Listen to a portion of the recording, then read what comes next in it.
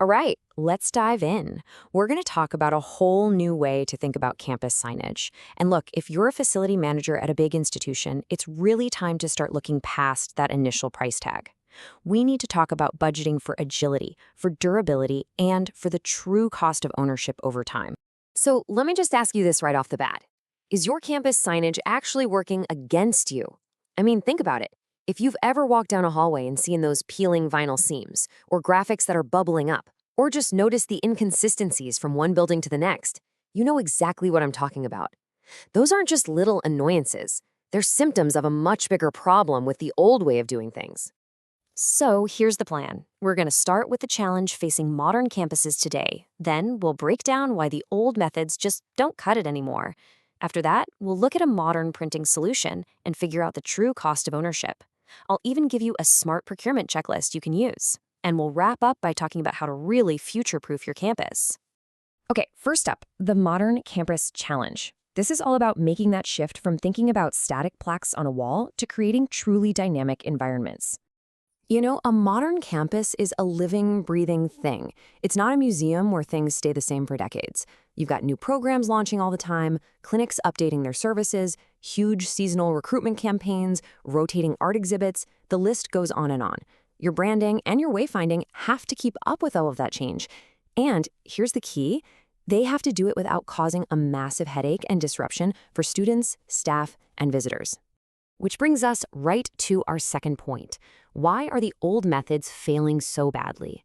Let's pull back the curtain on the hidden and, frankly, pretty painful costs of traditional graphics. I bet this list looks pretty familiar, right?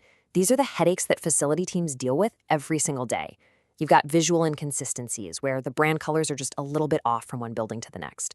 You've got those infamous peeling seams and adhesive failures, especially when you try to put them on something tough, like brick or a cinder block wall. And the installations themselves? Oh man, they can take multiple days, cause a ton of disruption, and that's before you deal with shipping delays or panels that show up with the wrong dimensions. Every single one of these is a hidden cost, just eating away at your time and your budget.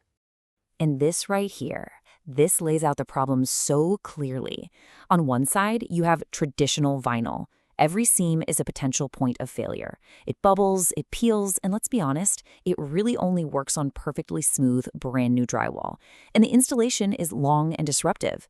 But then you look at a modern direct-to-wall approach. It solves every single one of those problems. No seams, the ink is bonded right to the wall itself. It works on all those tricky surfaces like brick and concrete. And the installation, it's so low disruption, it can happen in a single shift. I mean, the difference is just night and day. So let's talk a little more about that solution. This is about on-site direct-to-wall technology. And it's important to understand this isn't just a new kind of product. It's a completely different process. And this number? This says it all. Speed. We are talking less than 5 hours to print and complete an entire zone. Just imagine being able to update the branding in a busy dorm corridor or change the wayfinding in an active hospital wing, and doing it all between shifts with almost zero disruption. For a facility manager, that is an absolute game changer. So let's just quickly break down these core benefits. 1, you get perfectly seamless graphics no matter how big the wall is. You're not worrying about lining up panels. 2, the ink bonds directly to the wall. That means there's no adhesive, so there's nothing that can fail. The finish itself is super durable, it's cleanable, and it's high resolution.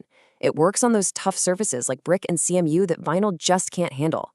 And maybe the biggest deal for long-term planning, it's paint over ready for incredibly simple, fast updates. And that idea brings us right to our next section, the true cost of ownership. This is so crucial. It's about getting out of the mindset of just looking at the initial purchase price and instead thinking about the entire life cycle of your investment. This table shows exactly what I mean. Just look at where the money really goes with traditional vinyl over, say, a 3 to 7 year period. Yeah, you've got higher initial labor costs, but then you get hammered with constant repairs for those peeling seams. And when it's time to replace it, you're paying for a crew to come in, tear it all down, and then prep the wall all over again. Compare that to the direct-to-wall approach. Repairs are basically just routine cleaning, and replacement is as simple as painting over it. Once you factor in all those hidden costs, the long-term financial picture becomes crystal clear. Okay, so you get it. You see the benefits. But how do you actually go out and find this? Well, that brings us to our Signage Procurement checklist. This is how you qualify the right vendor for the job. So here are your non-negotiables. First, you have to demand on-site production. That's what gets rid of the shipping delays and the fabrication errors right from the start. Second, make sure they have proven substrate compatibility. Your campus isn't all perfect, smooth drywall, right? Third, ask for the durability specs. Get the data. How does it hold up to cleaning? To abrasion? And fourth, make them prove they can do low-disruption installs in occupied buildings. That's key. And here are a few more essentials for that checklist. You want to look for a transparent lifecycle pricing model, not just a quote for day one. You also need a partner with multi-location rollout capability so you can keep your brand consistent everywhere. And finally, you really need to dig into their sustainability criteria. A truly modern solution should be PVC-free and generate as little waste as possible. Now, all of this leads to our final, and I think most important idea, future-proofing your campus. This is all about designing for the one thing we know is going to happen, and that's change. So what do we really mean by future-proofing here? It means choosing systems that can adapt and scale right along with your institution as it evolves. The whole goal is to be able to make changes without creating a mountain of waste or having to call in a demolition crew. It's about making your walls just as agile as your programs. And this right here gets to the absolute heart of it, being paint over ready. I mean, just think about what this means in practice. When a department moves or a program gets a rebrand, the update is literally as simple as a coat of paint and a new print right over the top. There's no expensive demolition, no repairing the drywall because the adhesive ripped it apart, and practically no waste. It is just a fundamentally smarter, more efficient, and more sustainable way to manage your physical space. And you know, that sustainability piece is so critical today. This quote really says it all. Eliminating vinyl and adhesives reduces plastics, backing paper, liner waste, and the emissions tied to crating and shipping panels. This isn't just about looking good anymore. It's about aligning how you manage your facilities with your institution's bigger goals for environmental responsibility. So we'll end with a question for you to think about. Next time you're walking your campus, look at the walls, the corridors, the branding, and ask yourself, is this place designed for change, or is it just designed for today? Because finding the right answer to that question is really going to shape the future of your facilities.